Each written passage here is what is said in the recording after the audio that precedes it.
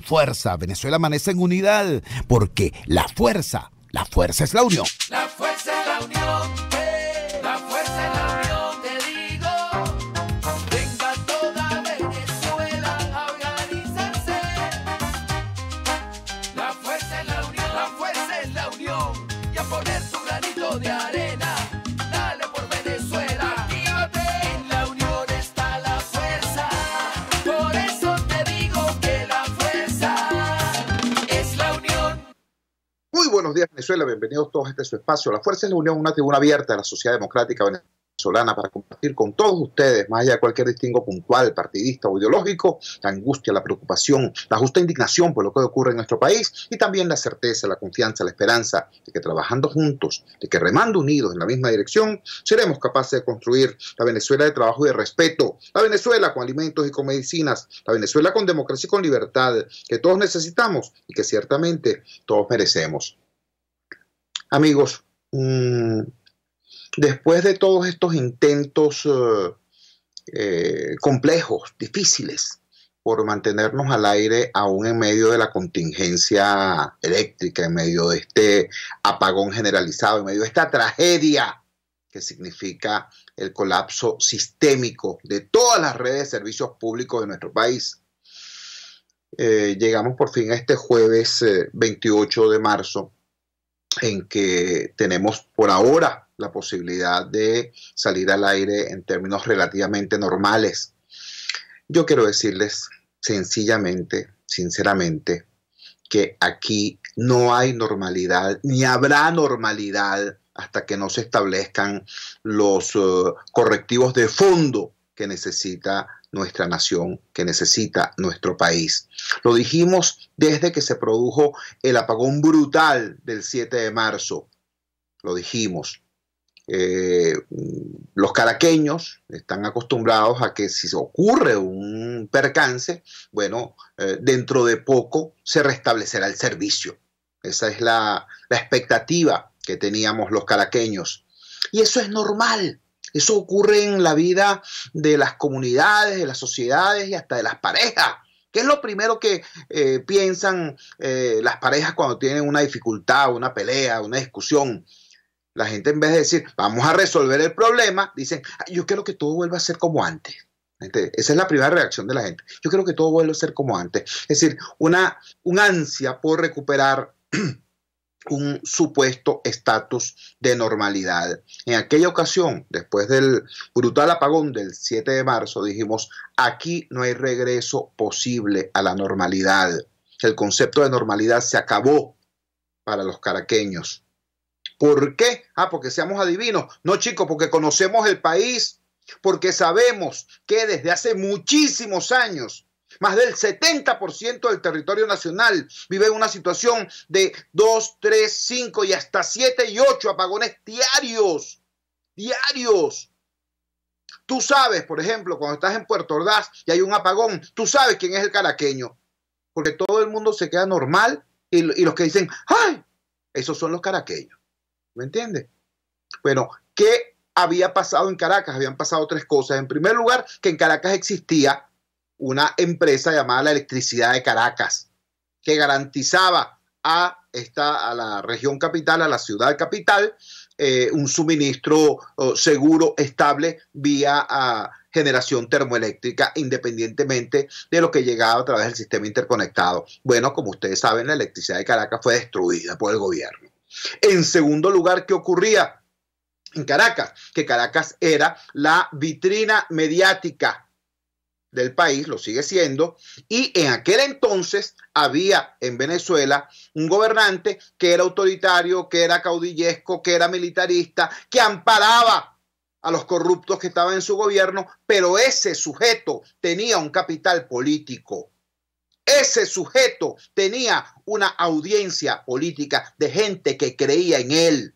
El poder de ese sujeto no era que lo apuntalaba el militar tal o el militar cual. No. Ese sujeto tenía pueblo, tenía voto, ¿entiendes? Y ese sujeto cuidaba sus votos. Por eso, estando Chávez vivo, Una vez que hubo una situación más o menos compleja y un funcionario se le ocurrió hablar de racionamiento en Caracas, bueno, ese funcionario fue votado ahí mismito y se restableció el servicio. ¿Entiendes? No porque amaran a los caraqueños, no, sino porque cuidaba que Caracas era la vitrina mediática del país y cuidaba su propio capital político. Eso era en los tiempos de Chávez. Ocurrió todo el deslave del régimen que ya conocemos. Ocurrió que, bueno, cuando no se toman las medidas de fondo, aquel cuento de que nada peor puede pasar, es mentira. Después de Chávez vino Maduro y vino el madurismo, el diosdado madurismo, como desgracia para este país, y estamos en la situación en la que estamos. Entonces, ahora sí hay racionamiento. Anoche nos lo anunciaron, lo anunció el mismo Maduro. Ahora hay racionamiento. ¿Por qué? Porque dice, no, que estamos restableciendo el servicio. Mentira, vale, mentira.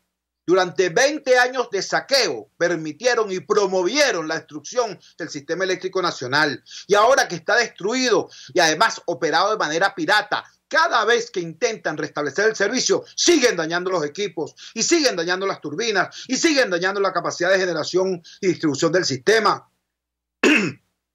Por eso no les queda otro remedio que hacer lo que llaman pretenciosamente un sistema administrado de distribución de cargas, es decir, racionamiento. ¿Qué quiere decir esto? Bueno, vale, que ahora los caraqueños vamos a vivir como tienen años viviendo en Puerto Ordaz, con apagones periódicos, sistemáticos, que en realidad lo que encubren es un racionamiento. Ah, que se fue la luz en el Hatillo, pero llegó en Artigas. Que se fue la luz el 23 de enero, pero llegó en la Candelaria. Es eso, vale. Es la manipulación de la miseria. ¿Me entiendes? Y en eso, este desgobierno, este régimen es experto. Porque no se les vaya a ocurrir la idea de que, bueno, pero es que estos tipos van a hacer lo posible porque llegue la normalidad, porque tú sabes que la imagen internacional y bla, bla. No, chicos, a ellos no les interesa nada de eso. Nada. Estos tipos son expertos en destruir y convertir las consecuencias de la destrucción en su negocio. Les voy a poner el ejemplo clásico, lo que ocurrió con el tema de los alimentos.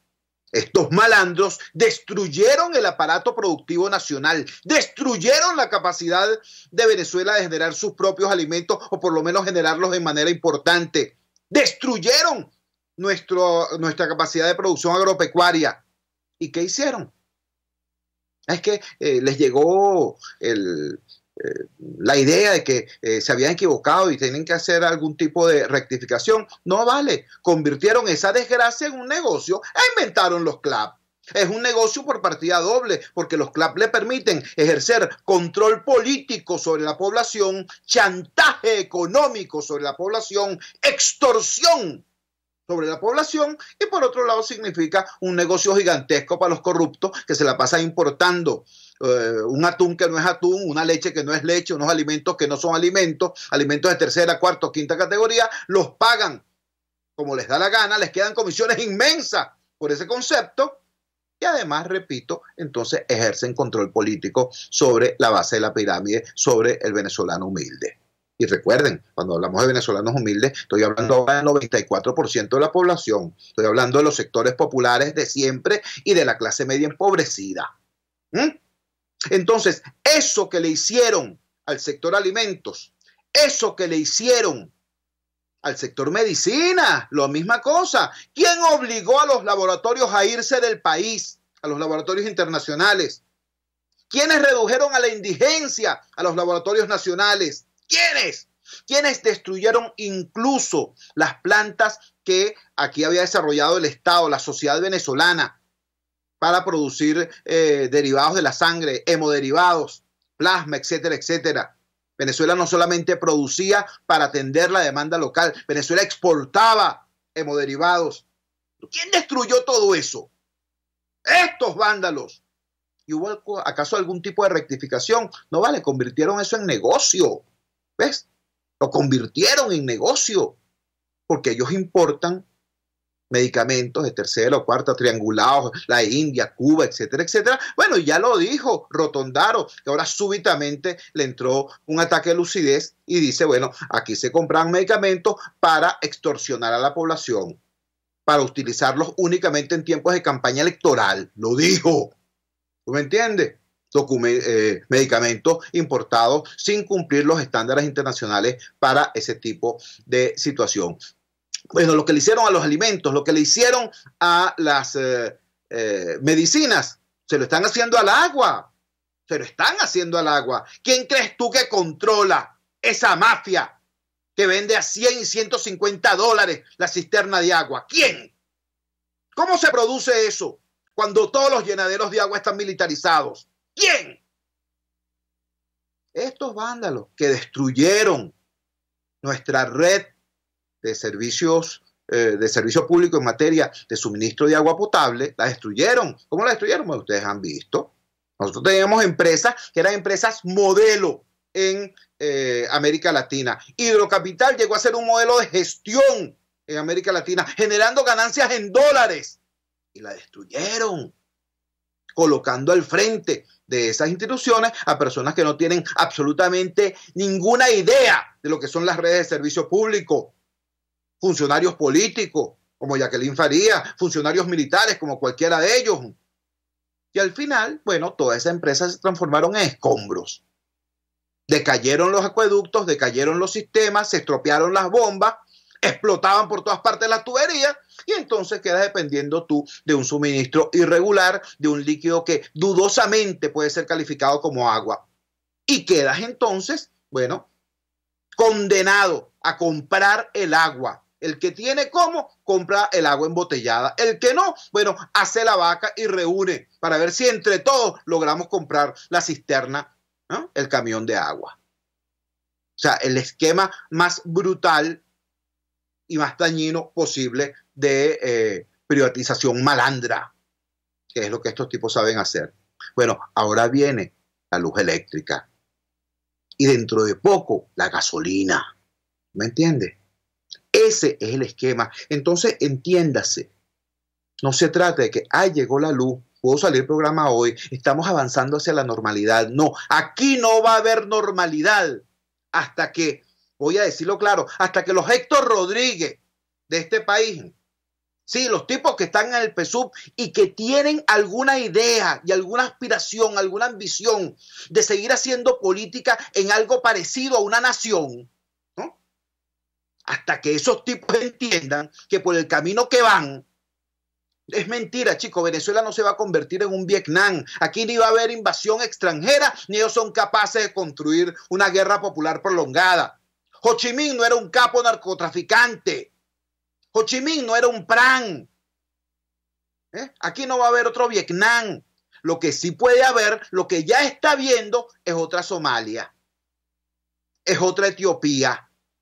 Una Venezuela convertida en el antro, ¿no?, de unas bandas hiperarmadas, ¿no?, de malandros con o sin uniforme, con armamento pesado, ruso por supuesto, ¿no?, ejerciendo control o sobre la totalidad del país o sobre pedazos del país.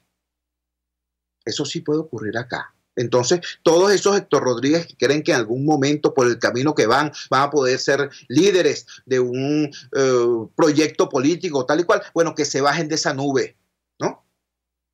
Los que están en el PSUV con esa aspiración de hacer política en algún momento, en algo parecido a un país, bueno, si no establecen correctivos ahora, si no se establecen los correctivos ahora, si los sectores más claros y sinceros de la oposición, del campo democrático, no establecen los mecanismos para hacer causa común con todo aquel que quiera un cambio de verdad y urgente en Venezuela, vamos a seguir en esta situación y esto se va a profundizar porque, repito, estamos secuestrados por una cúpula que, lejos de tomar conciencia del riesgo que estamos enfrentando como país, convierten esta desgracia en su negocio particular. ¿Ustedes creen que es casualidad eso de que venga Maduro ayer y diga, no, porque es que lo que ocurrió en la planta de Guri fue que lo atacaron con un fusil de larga distancia? ¿Ustedes creen que esa burla al país, eso es casual. O que es casual que el señor Diosdado Cabello anoche tenía en su programa una especie de sábado sensacional, una rumba, un asunto, una fiesta. ¿Ustedes creen que es casual que salga Mota Domínguez en un video comiendo sancocho? Diciendo, aquí estamos, tú sabes, preparando el asunto, pero también nutriéndonos y festejando aquí con los trabajadores. ¿Tú crees que eso es casual? Eso es una estrategia bien pensada para desmoralizar al país. Y la respuesta a eso tiene que ser ciudadanía, movilización, organización y unidad de los venezolanos para salir de esto lo más breve posible, pero también de la mejor manera posible y sin cuento, sin coba, sin demagogia, sin seguirle diciendo a la gente, no, esto es para mañana y además el trabajo sucio lo van a hacer otros. Nosotros no vamos a tener que ensuciarnos las manos porque, nada, viene la invasión extraterrestre, ¿no? Y el derecho a proteger, y el 187 raya 11. No vale. Aquí hay que ser serio, porque lo que viene es muy complicado. Vamos a la siguiente pausa comercial y ya regresamos con muchísimo más de La Fuerza. La fuerza es la unión. Usted escucha Unidad, la fuerza es la unión, con Chuo Torrealba por RCR 750 AM. Sintonícenos a través de Periscope, @RCR750, la radio que se ve. En RCR somos vanguardia. Toda la programación de tu RCR también la puedes seguir a través de la internet. Audio y video en tiempo real. Noticias y mucho más. No te pierdas ni un segundo de nuestra programación. No hay excusa ni cadena que valga para que dejes de escucharnos. Ingresa a rcr.tv, la radio que se ve. Opinión, ideas en debate. Usted escucha a Chuo Torrealba en Unidad, la fuerza es la unión, por RCR. Regresamos a La Fuerza es la Unión. ¿Que a qué me refiero cuando digo sin demagogia? Bueno, vale, me refiero a lo mismo que dijo ayer el presidente Juan Guaidó en su rueda de prensa desde la Casa Seccional de AD en El Paraíso. O es que aquí nadie sabe leer entre líneas. A Juan Guaidó le plantean, le preguntan, bueno, y entonces, ¿cuándo es que se va a producir la intervención militar? ¿Cuándo es que vas a pedir la intervención militar extranjera? ¿Cuándo es que vas a pedir eso? ¿Cuándo vas a activar el artículo 187, parágrafo 11 de la Constitución? Y Juan Guaidó dice, ¿se acuerdan cuando estábamos hablando paja por allá por el año 2017, 2018, que si el abandono del cargo y tantas otras bolserías que se dijeron en ese tiempo, que si la marcha Miraflores, ese tipo de cosas sin sustento, sin base, simplemente porque si lo decías en un momento, ¿no?, frente a un gentío en una marcha, entonces te aplaudían, ¡bravo! Eras valiente, valiente, te decían. Después no pasaba nada. Pero habías obtenido tus 5 minutos de aplauso en la marcha. Esa situación nos la recordó ayer Guaidó. Oye, ¿se acuerdan de eso? Del abandono del cargo. Bueno, de un conjunto de tesis peregrinas, ¿no? Porque también en la oposición pasa eso, ¿vale? En la oposición hay la percepción de que el gobierno está en problemas. Se olvidan que este no es un gobierno. Esto es un régimen comunista. Y para un régimen comunista la existencia de estos problemas no es problema para ellos. Los problemas para la gente son un negocio para ellos. La precariedad de la gente es un incremento de la capacidad de control por parte del gobierno. En un país democrático, cuando hay hambre, el gobierno tiene problemas, porque los hambrientos son muchos y expresan su desacuerdo con el gobierno y votan en contra del gobierno y lo cambian. Pero eso es un país democrático. En un país comunista, cuando hay hambre, el gobierno controla los alimentos y al controlar los alimentos, controla el hambre y controla a los hambreados. ¿Entiendes? Y eso es lo que está pasando en Venezuela. Entonces, repito, se equivocan aquellos que creen, mira, el gobierno está en problemas. Tiene problemas, pero no son lo que nosotros nos imaginamos. Tienen problemas, pero no con problemas de consenso democrático, porque eso, a ellos la democracia les importa poco. ¿Entiendes? Para ellos, todo esto que estamos viviendo los venezolanos, la tragedia que estamos viviendo los venezolanos, es más bien un elemento, nuevos clavos que ellos clavan sobre el ataúd de la democracia y la libertad del pueblo venezolano, ¿no? Entonces, el tema, repito, de algunos sectores de oposición, es que ven al gobierno prácticamente caído ya, ¿no? Y empiezan una competencia entre ellos a ver quién dice la cosa más radical, ¿no? ¿Quién obtiene mayores aplausos en Twitter, será, ¿no? ¿Quién obtiene más like? ¿No? ¿Quiénes obtienen más me gusta? ¿No? Dependiendo de la red social, si es Twitter, si es Instagram o si es Facebook, ¿no? Y empiezan esa carrera, ¿no? Entonces uno dice, ¿ustedes se acuerdan cuando que había gente que decía, no vale, pero es que es fácil sacar a Maduro, basta con pedirle la partida de nacimiento? Había gente que se ponía en esa bolsera y dice, ay, ¿qué más es la oposición? No le piden la partida de nacimiento a Maduro. Bueno, vale, igualito están ahorita unos personajes diciendo, oh, vale, hay que activar el 187 constitucional, ¿no? Hay que invocar el derecho a proteger para que se produzca tal o cual acción, tal o cual intervención. Mano, vamos a decir las cosas con claridad. La comunidad internacional nos respalda, nos apoya de manera abrumadora, pero nos respalda y nos apoya para la construcción de una solución política, pacífica a la crisis venezolana. ¿Por qué creen ustedes que hay este consenso internacional ahora en relación al tema Venezuela? Es que súbitamente abrieron los ojos y en la comunidad internacional dijeron, oh cielos, estábamos de espalda a esto y mira, nos acabamos de tropezar, hay una tragedia llamada Venezuela. Es que vieron por fin las noticias de los asesinatos en las calles, de la represión brutal contra las marchas. Es que se condolieron por fin de nuestros presos políticos. No vale, no es eso. Lo que ocurrió fue que se produjo el éxodo, se produjo la migración masiva.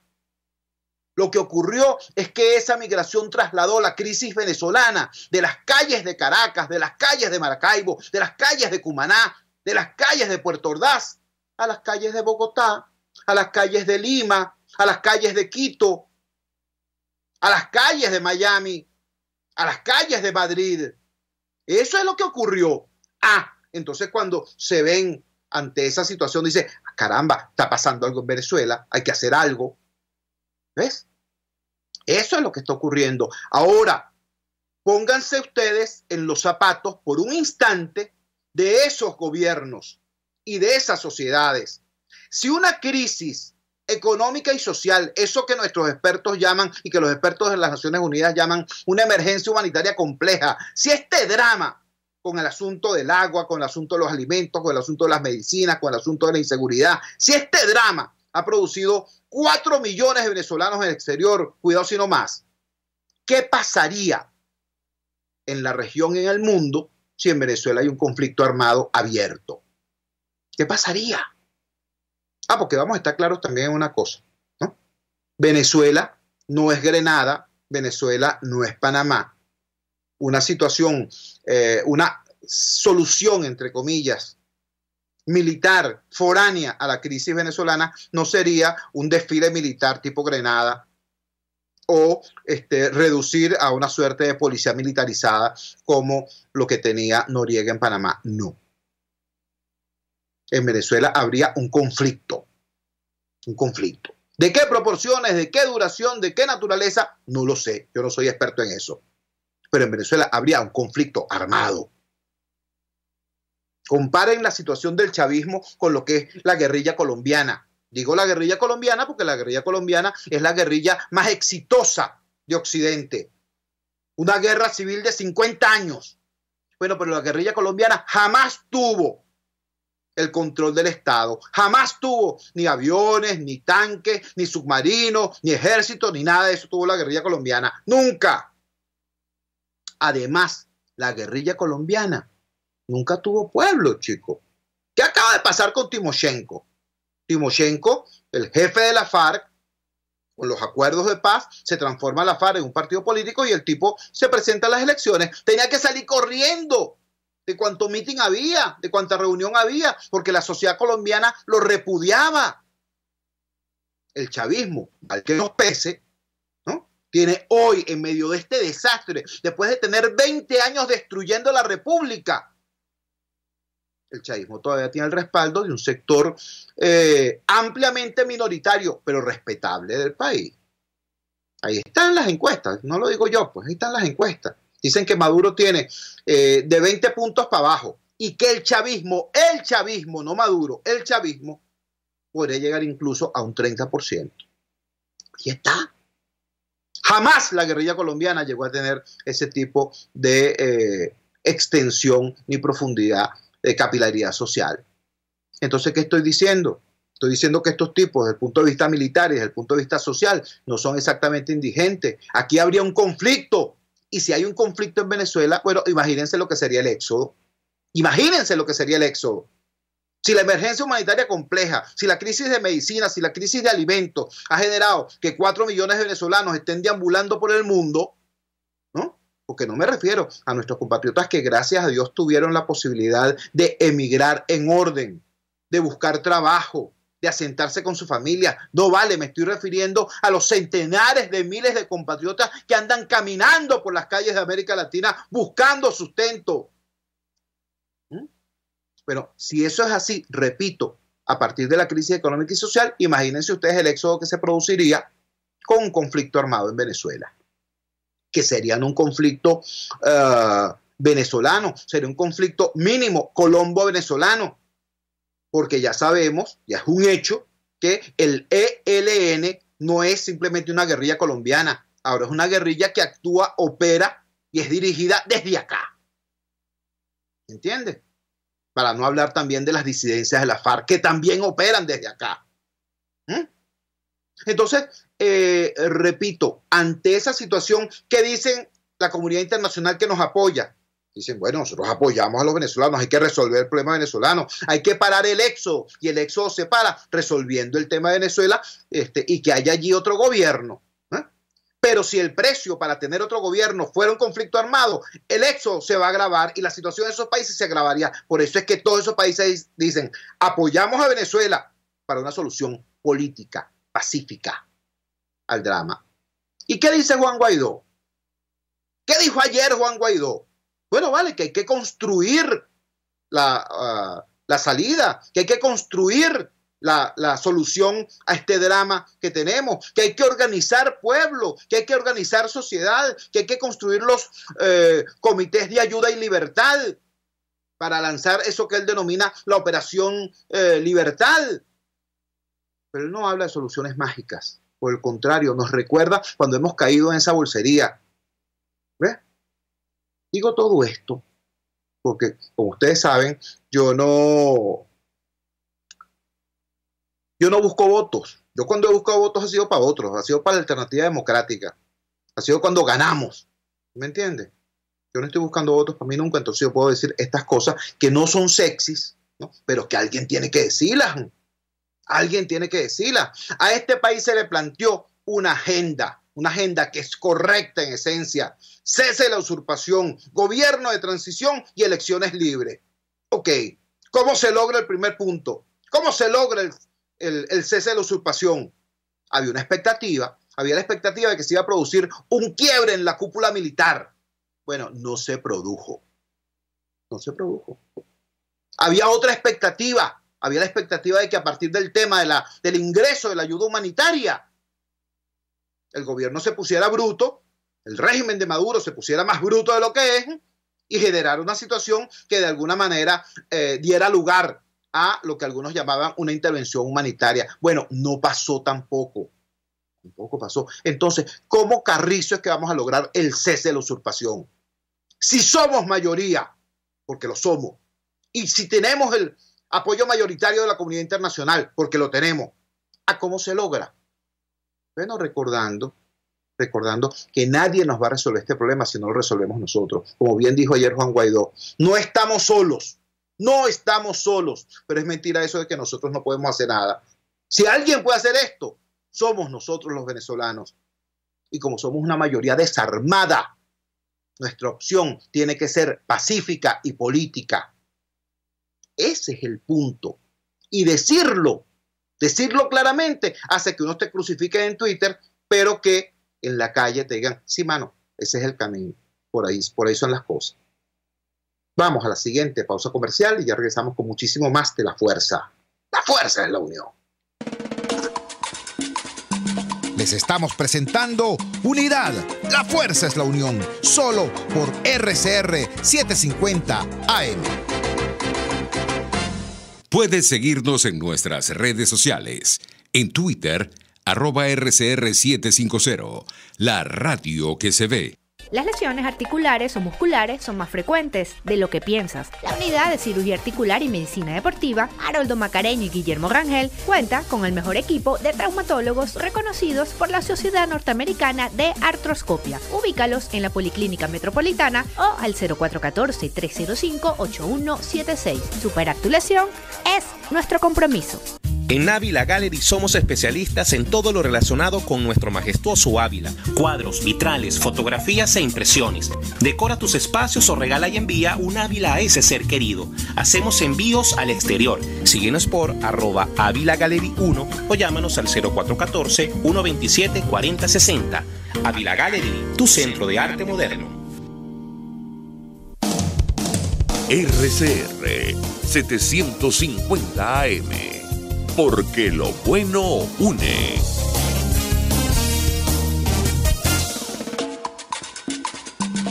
Les estamos presentando Unidad, la fuerza es la unión, solo por RCR 750 AM. Regresamos a La Fuerza es la Unión. Me pregunta a través de las redes una consecuente seguidora de este programa, me dice, Chu, ¿quiénes son los que no apoyan a Guaidó? Bueno, nadie se atreve a decirlo. Nadie se atreve a decirlo porque Guaidó hoy es la síntesis de la esperanza. Guaidó no es un invento de laboratorio, como dice el gobierno, no es alguien que lo agarraron y lo prepararon y lo adiestraron para cumplir un papel durante un tiempito, no. Juan Guaidó es hoy, repito, la síntesis de la esperanza. Y todos los sondeos de opinión, todas las encuestas señalan que de haber una elección hoy, Guaidó sacaría mínimo el 70% de los votos. Y estoy hablando de Guaidó como presidente de la Asamblea Nacional y como presidente encargado de Venezuela. Estoy hablando de ese referente popular, porque por cierto, a la inmensa mayoría de los consultados ni saben ni les importa a qué partido pertenece Guaidó. Ni saben ni les importa qué relación tiene con tal o cual dirigente político. No, es Guaidó. Él como síntesis de esperanza. Nadie se atreve a decir entonces esto, lo otro, aquello. Pero empiezan a decir, bueno, pero es que, ya esto está como lento, ¿no? Guaidó debería invocar el artículo tal, Guaidó debería exigir ya la intervención de tal o cual naturaleza. Y empiezan, ustedes recuerdan más o menos en lo que ocurrió cuando el tema de la juramentación, empezaron a presionarlo, porque pensaban que no se iba a atrever. Y Guaidó dijo, ese paso se dará cuando estén dados los apoyos para que ese paso sea factible. Y en efecto, cuando él consideró que eso estaba maduro, entre comillas, que eso estaba en condiciones de dar ese paso, lo hizo y efectivamente, pues 30 minutos después tenía el apoyo de los gobiernos más importantes de la región y del mundo. El apoyo del gobierno norteamericano, el apoyo del gobierno de Brasil, el apoyo del gobierno de Colombia, entre muchos otros. Entonces, eso es exactamente lo que él está diciendo hoy. Ayer dijo, ustedes se imaginan si nosotros ayer hubiésemos aprobado en la Asamblea Nacional tal cosa y al día siguiente no pasa nada. Eso sería más bien frustrante, ¿verdad? Bueno, así habla un líder responsable. Repito, mientras por un lado hay una carrera discursiva en las redes sociales a ver qué grupo es más radical que el otro, ¿no? ¿Qué grupo se la da de más guaidocista que Guaidó? Guaidó llama a lo que tiene que llamar un líder responsable, pues a la organización del pueblo, a la organización del país. Yo quiero en este tercer segmento del programa compartir con ustedes un material que salió ayer en el periódico norteamericano The New York Times.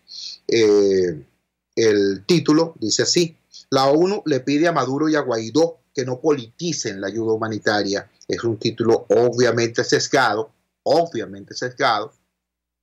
pero recuerden ustedes que en la sociedad norteamericana hay un fenómeno también muy importante, una repulsa por parte de sectores importantes de esa sociedad al liderazgo que ejerce el presidente Donald Trump, y esa situación interna, doméstica, ¿no?, termina afectándonos a los venezolanos, porque si Trump dice que está contra Maduro, entonces los sectores que están allá contra Trump se inclinan a ver el tema venezolano con unos ojos distintos, ¿no?, con unos lentes distintos a lo que realmente está pasando acá. Pero más allá de ese titular, quiero compartir con ustedes el texto, que es muy importante. Dice así: en vista de la situación cada vez más desesperada en Venezuela, la Organización de las Naciones Unidas hizo una petición confidencial a representantes de Nicolás Maduro y Juan Guaidó, los dos líderes políticos en pugna, para que pongan fin a la batalla política sobre la ayuda humanitaria, por la cual han sido bloqueados los envíos de alimentos y medicamentos destinados a asistir a millones de personas. Una copia del reporte que fue entregado a ambas partes, obtenida por el New York Times, no señala a alguien en específico como el culpable de agravar la crisis en Venezuela, al punto de que, según algunos cálculos, casi toda la población de 32 millones de personas vive en pobreza.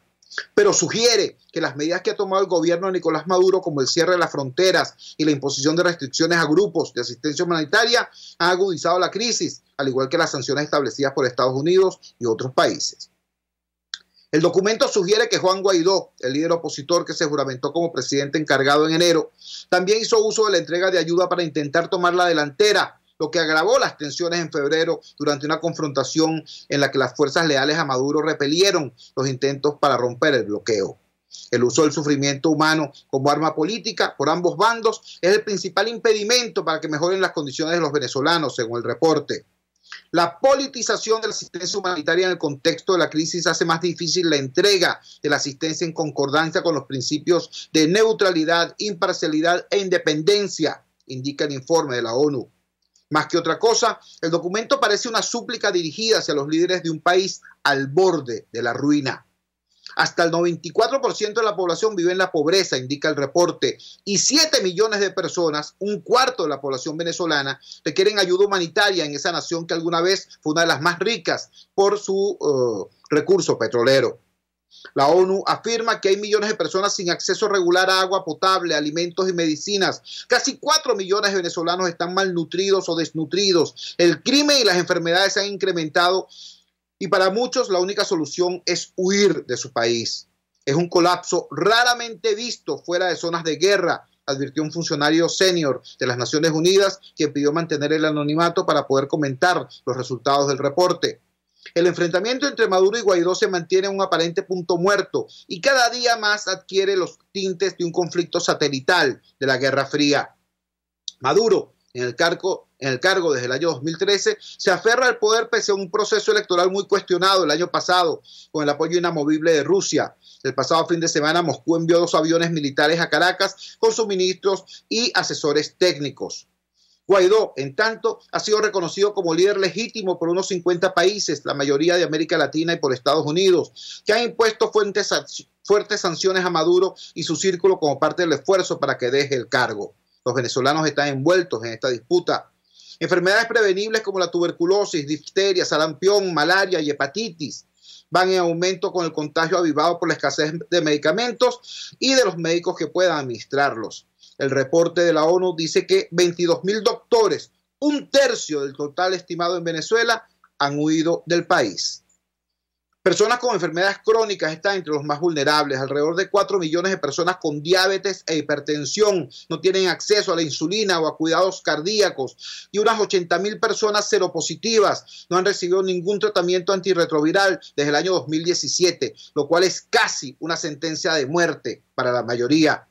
Las mujeres y ancianos, las poblaciones indígenas y las personas en áreas rurales enfrentan los mayores riesgos. Los menores de edad también padecen. Casi 22% de los niños menores de 5 años sufren de malnutrición crónica, según el reporte que cita un sondeo hecho en el año 2017. El reporte también establece que, como resultado de la crisis, alrededor de 1 millón de niños de edad escolar no están recibiendo educación y existe el riesgo de que casi 48% de quienes están inscritos en algún colegio abandonen sus estudios por no poder acudir de manera regular. Las cifras en aumento de delitos son una preocupación constante, dice el informe, con reportes de que Venezuela es ahora el país más violento de América Latina. La violencia ha aumentado a nivel doméstico, en escuelas, instituciones y comunidades, particularmente en áreas fronterizas y urbanas donde grupos armados y organizaciones de delito del fuero común tienen presencia. Muchos venezolanos han tenido que escapar. La ONU estima que 3.4 millones de personas han huido del país y que 1.9 millones más lo harían este año. Es decir, que casi 2 millones de venezolanos más se aprestan para irse del país. El reporte de 45 páginas fue compilado por un consorcio de agencias de las Naciones Unidas y organizaciones no gubernamentales venezolanas. El informe recalca que la crisis política ha limitado la capacidad de la ONU y sus socios para hacer una valoración más abarcadora respecto a las necesidades que enfrentan los venezolanos. En particular, dicen, es complicado acudir a las zonas rurales por las condiciones malgastadas de los caminos y el servicio irregular de los vuelos. Desde el año 2015, muchas de las instituciones públicas ya han publicado información ni reportes de la situación socioeconómica. El reporte de la ONU establece finalmente que solo las Naciones Unidas y sus socios pueden ser mediadores neutrales en la crisis, pero el financiamiento es un problema. En noviembre de 2018, la ONU lanzó una solicitud para obtener fondos de Estados miembros en busca de 109 millones de dólares para reforzar los programas de asistencia humanitaria en Venezuela. Es una cifra modesta, dadas las necesidades, pero hasta el momento solo han obtenido 50 millones de dólares en donaciones. Esta, repito, es una nota publicada en el día de ayer en el diario The New York Times, sesgo político aparte, que lo tiene, piquete político aparte, que lo tiene. Creo que es importante detenerse en los señalamientos, en la radiografía que hace de nuestro drama social. Yo se lo voy a decir con claridad. Yo creo que esto, y lo digo por mi trabajo cotidiano en los sectores populares, ya esto pasó de crisis. Ya la respuesta de la gente no es ni siquiera de indignación, ya no es ni siquiera de rabia, tampoco es de resignación. Esto va más allá. La respuesta que yo he visto es prácticamente de luto, sí. Los venezolanos a quienes yo tengo el honor de contactar diariamente en mi interacción con los sectores populares, la conducta que tienen es la conducta de cuando se le muere un ser querido a alguien, cuando se le muere a alguien cercano. Primero hay negación, después desesperación, después histeria, después simplemente dolor profundo, dolor íntimo. Bueno, los venezolanos estamos en esta última fase, en la fase del luto. Hemos visto cómo se nos está muriendo el país tal y como lo conocemos. Y lo que tiene el venezolano es rabia, sí, indignación, sí, pero se expresa a través de un dolor muy profundo, de un luto. La gente que hoy, usted que me está escuchando, que está en el exterior y no sabe cómo Carrizo está su familia, porque tiene días sin poder hacer contacto con ella, porque CanTV no existe, el AVA se cayó, las operadoras comerciales tienen severos problemas de contacto y cobertura. Entonces usted no sabe dónde está su familia ni cómo está su familia. Usted que está en el exterior y que nos está viendo a través de las redes, quienes estamos aquí adentro, que a esta hora del día no sabemos sencillamente si dentro de 30 minutos, si dentro de 2 horas, si dentro de 5 horas tendremos luz. Entonces tú dices, bueno, ¿voy al trabajo? No voy. ¿Hay metro? No hay. ¿Hay transporte superficial? No hay. La empresa abrirá porque de repente haces el esfuerzo inmenso y llegas y te encuentras con que la empresa está cerrada porque, bueno, por la contingencia. ¿Eh? El caso de los niños, el caso de la gente que tiene pacientes, familiares en hospitales o en clínicas. No vale, muy rudo, muy rudo. Y frente a una situación tan ruda como esta, uno ve lo que es el discurso de los actores políticos y uno se preocupa. No tanto por lo que hace el gobierno, porque ya sabemos que el gobierno no tiene ninguna preocupación por solventar la crisis porque la transforma en negocio el régimen de Maduro, el desgobierno de Maduro. Pero entonces cuando ves el otro actor, el campo democrático, uno dice, caramba, ¿cómo van a perder tiempo en una competencia para ver quién es más radical que quién? Cuando lo que tenemos que hacer todos es apoyar al liderazgo democrático de Juan Guaidó y promover que en efecto aquí se produzca. Yo no sé si los 3 pasos de la agenda, yo no sé si en ese orden, yo no sé si al revés. Es decir, si en vez de tener cese de la usurpación, elecciones gobierno de transición y elecciones libres, podemos llegar a tener elecciones libres con presión de la comunidad internacional, con nuevo Consejo Nacional Electoral, con nuevo padrón electoral, con observación internacional, para entonces lograr de esa manera el cese de la usurpación y lograr tener un gobierno que en efecto sea un gobierno de transición. Yo no sé, yo lo que sí sé es que en este momento necesitamos más que nunca la unidad nacional en torno al liderazgo legítimo de Juan Guaidó, en torno a la dirección colectiva que significa la Asamblea Nacional, hacer del Plan País, hoy hay por cierto una reunión bien importante en el Colegio de Ingenieros de Caracas del Plan País a propósito del tema del agua y de la energía eléctrica, con el Plan País como brújula, como orientación, avanzar todos en la búsqueda, repito, no de una competencia de quién es más radical por Twitter, sino de quién puede avanzar con seriedad en la construcción de una solución para el país, no para un grupo, no para otro. Esto no es un quítate tú para ponerme yo, es que se nos está yendo por el albañal el sueño de un proyecto nacional llamado Venezuela. Ese es el punto. Yo en este programa, como ustedes saben, hemos pasado toda la semana saliendo a la luz de las velas, saliendo de mil maneras, buscando criterio experto, teniendo entrevistas espectaculares como la que nos dio José Aguilar, el ingeniero electricista José Aguilar, explicando la verdadera naturaleza de la tragedia eléctrica venezolana y muchos otros testimonios muy importantes. Pero en este programa, en este primer programa de la semana que se hace más o menos con la posibilidad de que sea emitido por completo, quiero concentrarme en estos 3 señalamientos fundamentales. Primero, repito, hay luto en el venezolano, hay rabia, hay indignación, pero sí hay mucho dolor, hastío ya, hastío, luto. Segundo, como bien dijo Juan Guaidó ayer, es mentira eso de que nosotros no podemos salir de esto nosotros mismos. Tenemos que salir de esto nosotros mismos. ¿Con apoyo internacional? Sí. ¿Con solidaridad internacional? ¿Cómo no? ¿Con respaldo internacional? Por supuesto.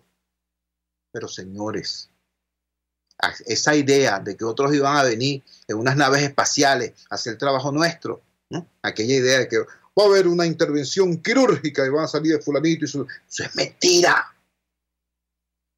Y si fuera verdad, no es deseable. Vamos a decirlo claro. La expresión solución pacífica es una redundancia, porque si no es pacífica, no es solución.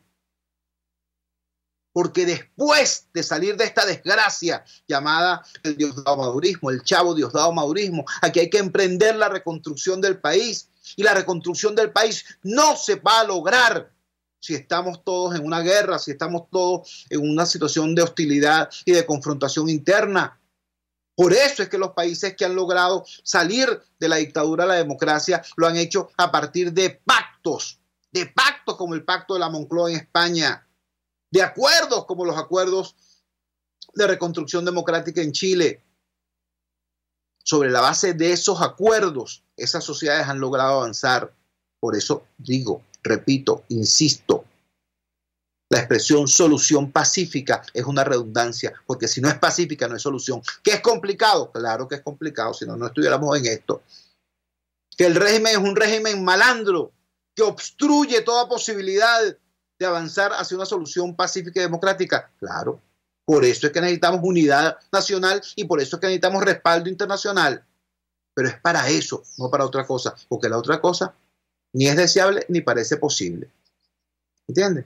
Entonces, yo en esta madrugada del jueves 28, sencillamente quería enviarle estos mensajes a la comunidad que de manera reiterada ha estado planteándome, bueno, ¿cuál es la opinión que tú, Chuo Torrealba, como luchador popular, como activista social, tienes de esto? Es esta que les estoy transmitiendo. Esto que está pasando en Caracas tiene años ocurriendo en el interior de la República. Años. Y ojo, porque siempre pueden ser peores las cosas si no se introducen los correctivos. Ya nosotros estamos viviendo en materia del tema eléctrico como tienen años viviendo en Puerto Ordaz, pero en 2 o 3 semanas vamos a estar viviendo en relación al tema de la gasolina como tienen años viviendo en San Cristóbal. Y estamos así, a tirito, ¿no? De que en cualquier momento pase en Caracas algo parecido a lo que ya ocurrió en Maracaibo. Entonces estemos nosotros, bueno, también en la Caracas de Mad Max, en la Caracas posapocalíptica.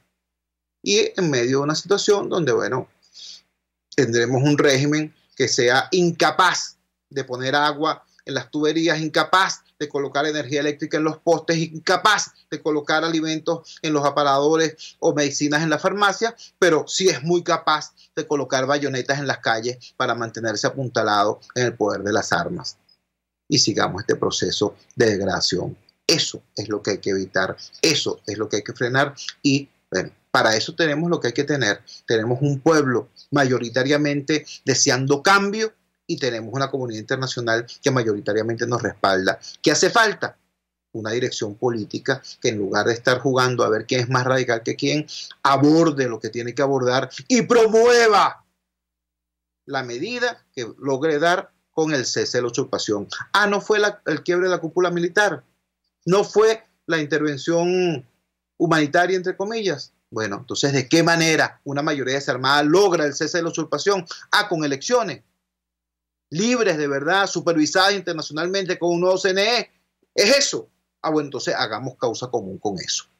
Pero hay que buscarle a esto una solución rápida